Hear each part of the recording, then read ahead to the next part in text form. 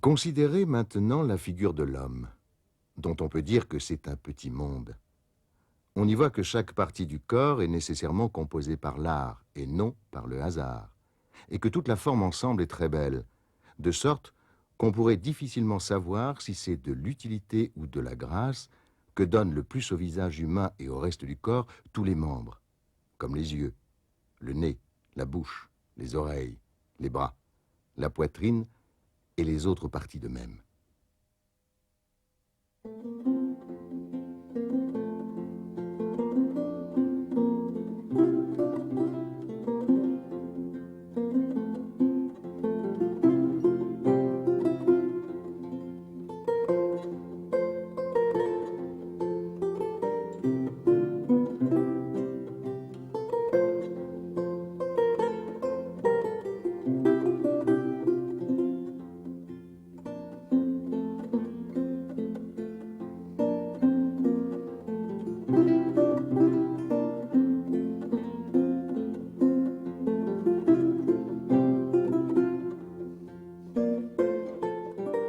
Né près de Mantoue en 1478, 5 ans avant Raphaël, le comte Balthazar Castiglione sert Ludovic le Mort, puis François de Gonzague, avant d'entrer au service du duc d'Urbino, Guidobaldo de Montefeltre, le fils de Frédéric. C'est à Urbino que Castiglione rencontre le tout jeune Raphaël. Les deux hommes se lient d'une étroite amitié. À la mort du duc en 1508, Castiglione reste au service de son successeur, Francesco Maria della Rovere, qui l'envoie à Rome comme ambassadeur. Il y retrouve Raphaël. En 1514 ou 1515, Castiglione commande son portrait au peintre. À cette époque, le comte rédige la première version d'un livre qui lui vaudra une gloire immense. Le livre du courtisan narre, sous forme de dialogue, 4 soirées au palais ducal d'Urbino en mars 1507. Autour de la duchesse Élisabeth Gonzague, érudits et poètes se livrent au plaisir de la conversation. Sont évoquées les bonnes manières, les femmes, les princes éclairés, l'amour, la beauté, la peinture, la musique, et surtout les qualités nécessaires à l'homme de cour. Raphaël, lui, est à Rome depuis plusieurs années. Il y a été appelé par le pape Jules II pour décorer les appartements du Vatican. Et il a continué pour son successeur, Léon X. Le peintre mène bien d'autres activités, décoration, architecture, archéologie. Avec son ami Castiglione, il surveille les fouilles et rêve de dresser le plan de la Rome antique. Raphaël travaillera au Vatican jusqu'à sa mort subite en 1520, à l'âge de 37 ans. Castiglione perd sa femme la même année. À partir de 1525, il est nonce pontifical à la cour de Charles Quint. Il fait publier son livre à Venise en 1528 et meurt l'année suivante en Espagne, sans avoir revu Rome ni Mantoue.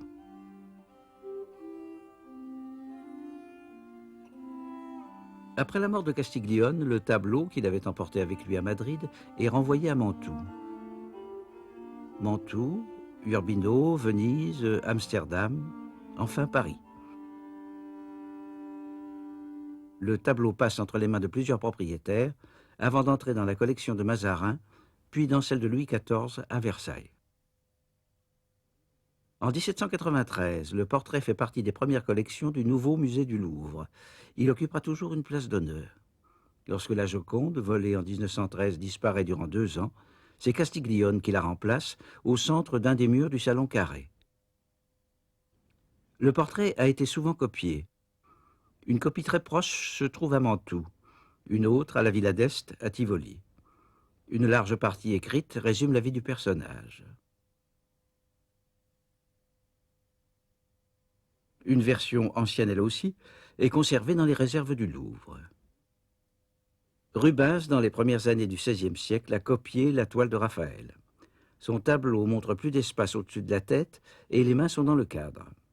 Enfin, Rubens transforme Castiglione en un personnage dramatique, tourmenté, plus en accord avec une esthétique baroque. Rembrandt, lui, voit le tableau à Amsterdam lors d'une vente et le dessine. Il a été frappé par l'élégance et la prestance du personnage, comme il l'a été par le portrait d'homme en bleu de Titien. Rembrandt s'inspire des 2 images pour plusieurs autoportraits.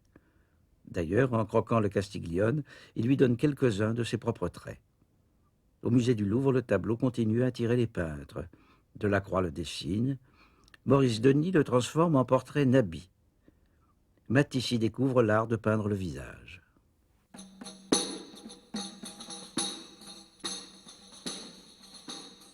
La plupart des tableaux de Raphaël ont été peints sur bois.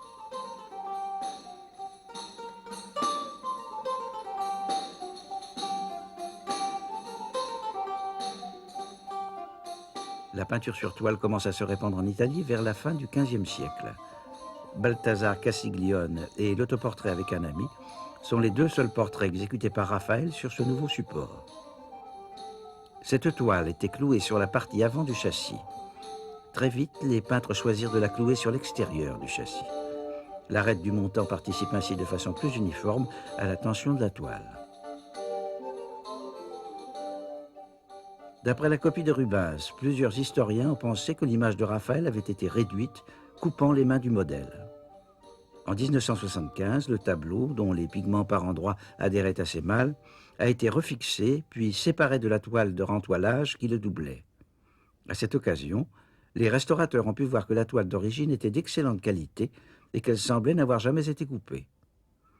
En effet, la tension exercée par les clous a provoqué entre chaque pointe des déformations du tissage en feston. Ces festons auraient disparu si les bords du tableau avaient été coupés.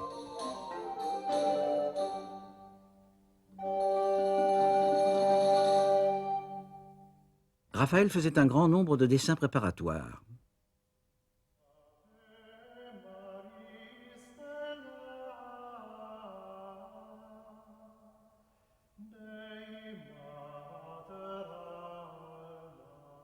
Une étude à la sanguine pour le portrait de Jules II a subsisté.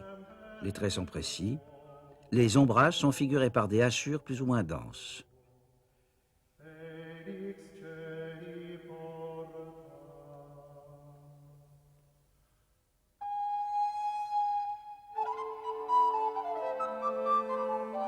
Le support utilisé est une toile de lin à tissage fin. Elle est enduite d'un mélange de blanc de céruse et d'huile, teinté par des grains de pigments bruns, rouges ou noirs. Sur ce fond gris clair et mince, Raphaël a pu reprendre son dessin préparatoire à l'aide de traits de pinceau, comme le montre par exemple Saint Luc peignant la Vierge, un tableau longtemps attribué au peintre. Ces traits sont encore visibles dans plusieurs endroits. Puis il a fait une ébauche, disposant des couleurs diluées et les recouvrant peu à peu d'un très petit nombre de couches fines.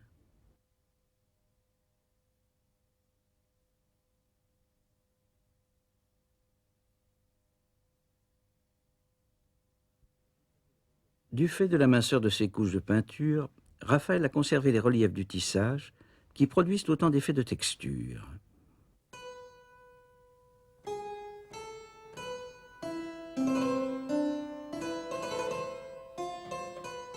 La surface grenue de la couche picturale rediffuse ainsi la lumière dans toutes les directions et donne au tableau un aspect très mat.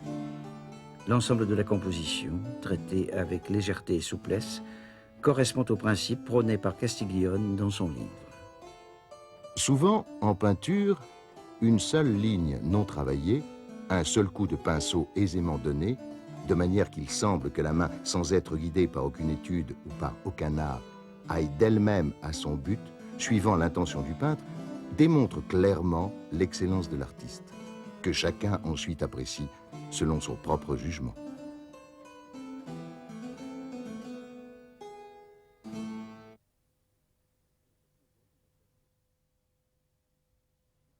À l'époque moderne, le tableau, souvent verni à l'aide de préparations teintées, se présentait comme une image presque monochrome à dominante ocre jaune et brune.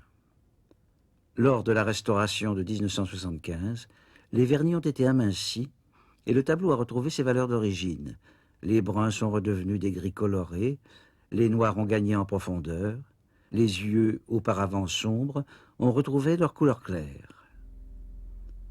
Le portrait est composé à partir d'une gamme étroite de couleurs qui engendre pourtant un grand nombre de variations.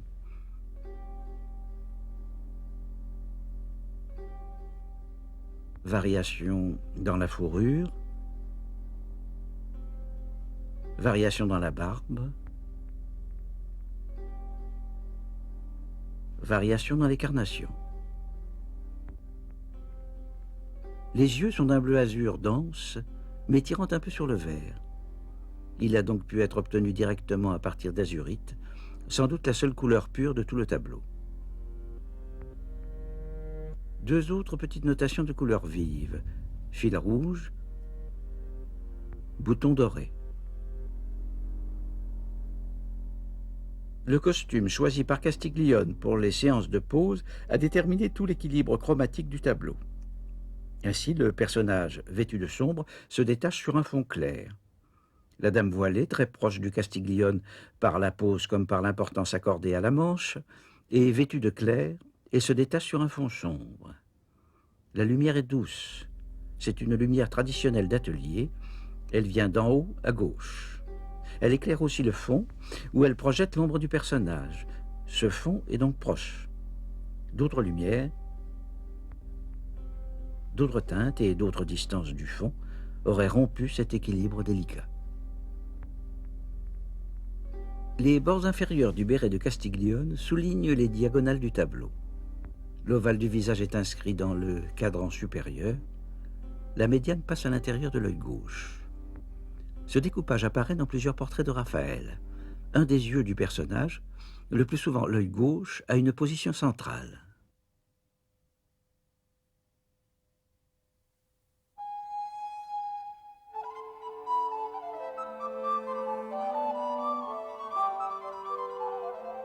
Même principe de composition chez Léonard. Ou encore chez les peintres des écoles du Nord comme Van Eyck. Le visage humain, très découpé et mobile, est l'objet le plus difficile à reproduire. Il ne peut se réduire à des formes géométriques élémentaires. Le point fixe choisi et placé au centre, pupille ou bord de l'œil, est en fait le seul repère précis dont dispose le peintre pour construire un visage et pour rendre en perspective les reliefs complexes des orbites, des joues, du front, des tempes. Le visage de Castiglione est placé un peu de biais par rapport au plan du tableau.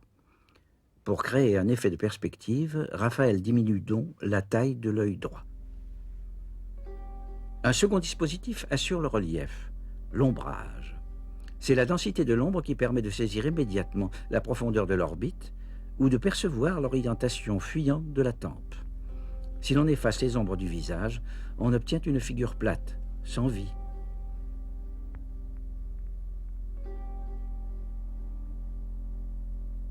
Le visage, la coiffure, les vêtements dessinent une série de grandes courbes en S ou en 8 qui délimitent des formes rondes et des réseaux de lignes ordonnées. Les traces visibles autour des épaules et à droite du béret montrent que, malgré l'extrême minceur des couches, le peintre n'a pas hésité à reprendre certains contours. Il a rétréci les épaules du modèle ou effacé le dossier d'un siège afin de mieux isoler la silhouette de son ami. Il a réduit le béret pour dégager la partie sombre du visage et en souligner la courbe. Ce zigzag noir en bordure du visage, note stridente sur le fond clair, apporte un élément dynamique puissant dans une composition vouée par nature à l'immobilité. Autre traitement insolite, la position des mains. La restauration a révélé qu'une ligne de peinture noire d'un peu plus d'1 centimètre de large marquait le pourtour du tableau. Cette limite, qui devait disparaître sous le cadre, est bien de la main du peintre. Encadrant ainsi et en coupant les mains de son modèle, Raphaël veut concentrer l'attention du spectateur sur le visage, zone la plus claire et la plus colorée.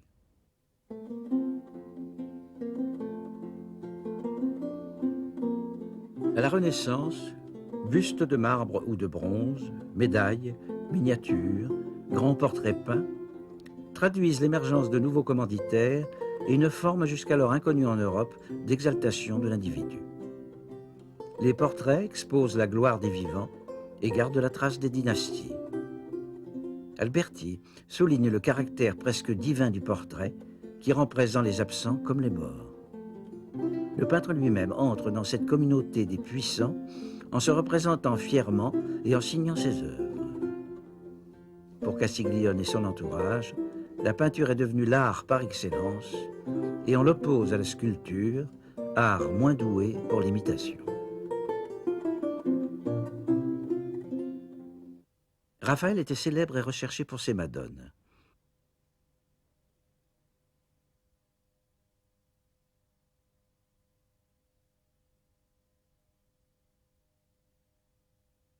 Cette façon de répéter un type idéal de beauté, tous les peintres de l'époque la partagent.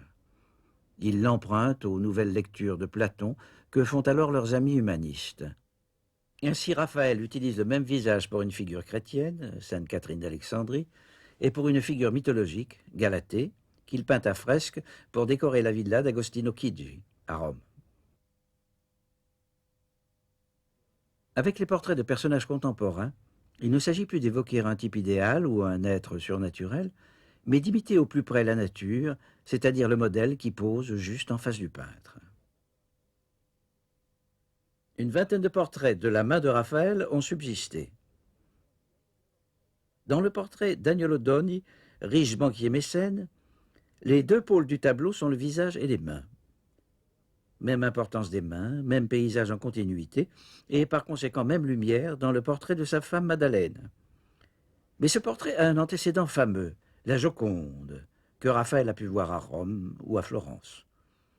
Un dessin de Raphaël s'inspire du tableau de Léonard, qui, dans sa dimension primitive, montrait deux colonnes en bordure de cadre. Cadrage et position du personnage sont les mêmes dans la Dame à la licorne, Madeleine à Doni, ou encore la Dame voilée. Avec l'effigie du jeune banquier Bindo Altoviti, Raphaël, s'inspirant sans doute des portraits de Giorgione, crée une autre mise en scène. Le visage du modèle, en se tournant vers le peintre, accroche la lumière latérale et se découpe sur le fond sombre. L'érudit Fedra Ingirami est montré à sa table de travail en train de chercher l'inspiration, les yeux au ciel. Mais la pose choisie par le peintre, si elle introduit un élément de narration, est aussi une ruse avec la nature. Ingirami est atteint d'un fort strabisme divergent de l'œil droit. Le modèle, traité avec bienveillance par son ami peintre, voit ainsi son défaut réduit en grande partie par la direction insolite de son regard. Nouvelle mise en scène surprenante dans l'autoportrait avec un ami. Le visage à demi tourné et le geste en suspens du second personnage créent une composition très énigmatique. Dans son Castiglione, Raphaël reprend le modèle de la Joconde avec cette pose idéale préconisée par Léonard. Buste de 3/4 et visage tourné vers le spectateur. Toutes les modulations de forme et de lumière proviennent de cette opposition entre buste et visage. Mais, en faisant référence à un modèle plastique antérieur, celui de Léonard, Raphaël a-t-il peint son ami ressemblant? Plusieurs autres portraits ou supposés portraits de Castiglione sont connus. L'un d'entre eux, attribué à Titien, est conservé au musée de Dublin. Un tableau anonyme est conservé au musée civique de Côme. Une médaille a été consacrée à Castiglione et le montre cette fois de profil. Toutes ces images exposent des traits proches de ceux du portrait de Raphaël.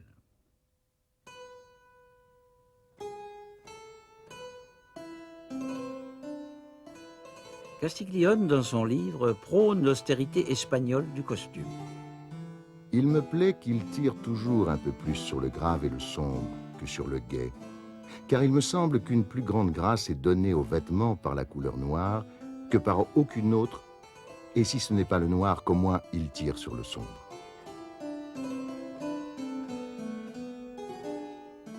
Les avant-bras et le haut du pourpoint sont donc d'un noir profond, sans doute du velours, en opposition avec le jabot blanc de la chemise plissée et en harmonie avec le noir bleuté du béret. Les manches, très amples et bouffantes, sont de fourrure grise à pointillés blancs et reflets fauves. Il s'agit de petits gris, l'écureuil du Nord ou de Sibérie. Du même animal on tirait les meilleurs pinceaux.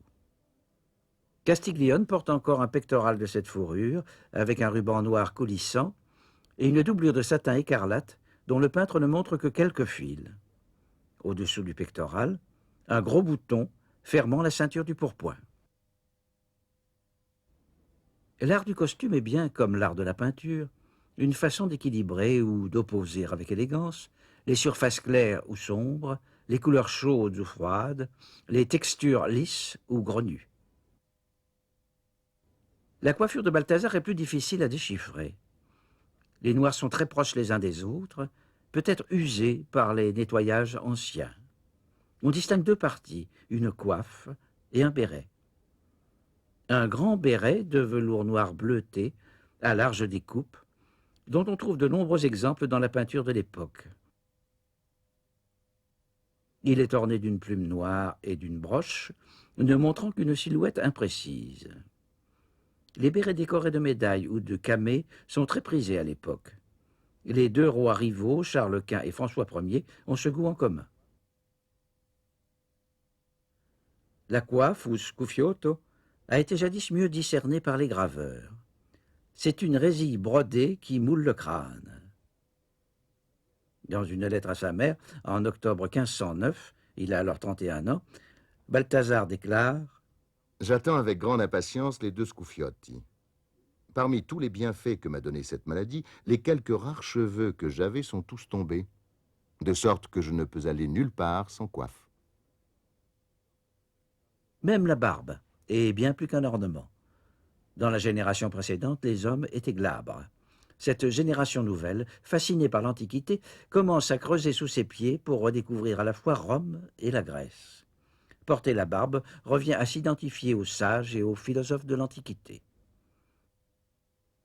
La tenue que porte Castiglione n'a pas seulement une fonction vestimentaire. Liant l'animal, plumes, fourrure, soie, et le végétal, lin, coton, rassemblant signes et couleurs, elle a aussi une fonction symbolique. Elle est un reflet de ses goûts, de ses positions morales, de sa culture. Comme le corps passe pour l'enveloppe de l'âme, Érasme peut dire à l'époque que l'habit est le corps du corps.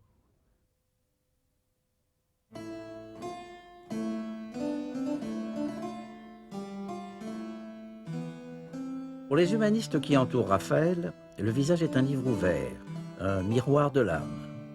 Les traits parlent, ont un sens, trahissent le véritable caractère, les pensées secrètes des êtres.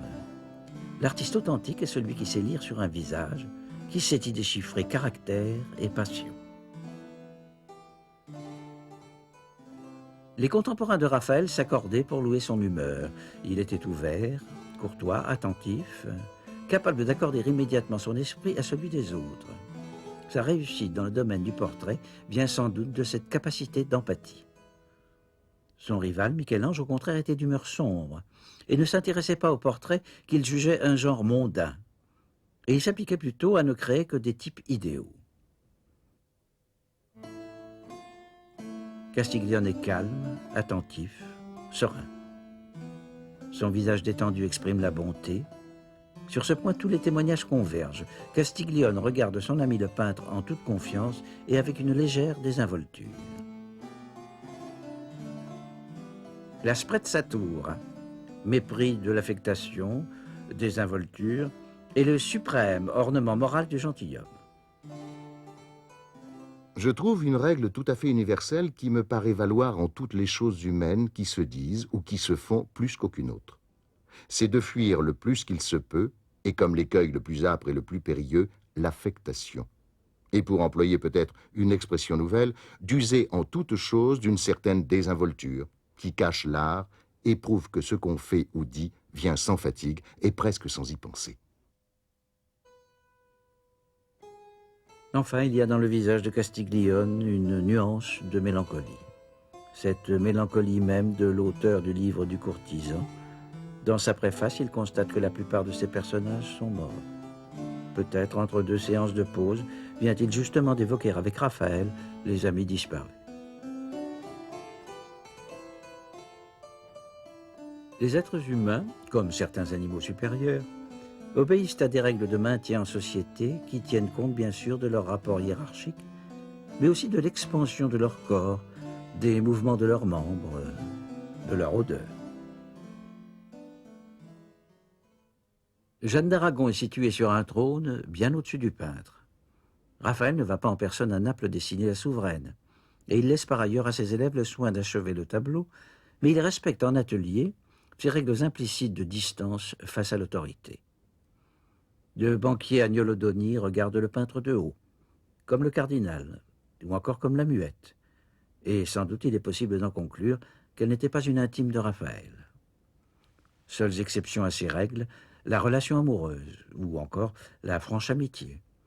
Alors les corps peuvent se rapprocher, comme dans le double portrait d'Andrea Navaggero et d'Agostino Beazzano, eux-mêmes amis de Raphaël, ou même se toucher, comme dans l'autoportrait de Raphaël avec un ami. Castiglione est assis sur un siège dont n'est montré qu'un fragment. Or, l'œil du personnage est situé sur l'axe de vision du peintre. Raphaël a donc peint le tableau assis face à son ami. L'œil du modèle, central, est comme un reflet en miroir de l'œil du peintre. Selon le principe d'Alberti, les rayons qui sortent de l'œil du peintre tissent les lignes du tableau et donnent naissance à l'image de l'ami. Mais on peut aussi imaginer la réciproque.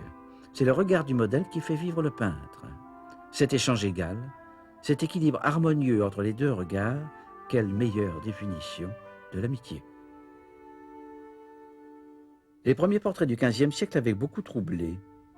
Un visage dont le regard était dirigé vers le spectateur semblait le suivre des yeux lorsque celui-ci se déplaçait. Cette fonction magique est encore plus évidente ici. Le peintre achève son tableau en plaçant sur les yeux les infimes touches blanches qui rendent le regard de son ami liquide et vivant. Enfin, le visage de Castiglione est représenté grandeur nature. Le portrait, qui cumule ainsi toutes les illusions, est une sorte d'icône laïque, un véritable double du personnage. C'est lui tout craché, criant de vérité, plus vrai que nature. Il ne lui manque que la parole. Il va parler, plus vrai que vrai. Toutes les expressions familières des spectateurs devant les portraits ressemblants se trouvent déjà dans les écrits de l'époque. L'été 1516, Castiglione se marie avec Ippolita Torelli, qui l'année suivante lui donnera un fils, Camillo. Castiglione reste à Mantoue jusqu'en 1519, date à laquelle il repart pour Rome comme ambassadeur de Frédéric Gonzague. Il laisse son portrait dans sa maison familiale. Peu après, il écrit un poème en latin, Élégie, où il imagine son Hippolyta en train de lui écrire. Lorsque je suis seul, le portrait peint par Raphaël me rappelle ton visage et efface mes soucis. Je le chois, je ris avec lui, je plaisante, je lui parle. Et comme s'il pouvait lui-même répondre, il me semble souvent prêt à bouger, à vouloir dire quelque chose et à parler avec tes mots. Notre enfant reconnaît son père, et en babillant le salue, ainsi je me console et je passe les longues journées. En juillet 1520, après un voyage, Balthazar regagne Rome. Il écrit à sa mère « Mais il ne me semble pas que je suis à Rome, puisque mon pauvre Raphaël n'y est plus. » Quelques jours après cette lettre, il apprenait la mort d'Hippolyta à Mantoue. Des témoins ont raconté combien son chagrin fut immense. Le pape lui-même tenta de le consoler. Castiglione, au cours des 9 années qui lui restaient à vivre, emporta son portrait partout avec lui. Peut-être faut-il voir dans ce comportement étrange un des effets magiques du tableau. Castiglione avait lui-même prêté vie à son portrait par son poème. Sa femme et son meilleur ami étaient morts. Seule cette image, la sienne, pouvait lui remémorer à la fois les deux êtres chers. Et il savait aussi que, lui disparu, seul son tableau conservant sa trace continuerait à vivre.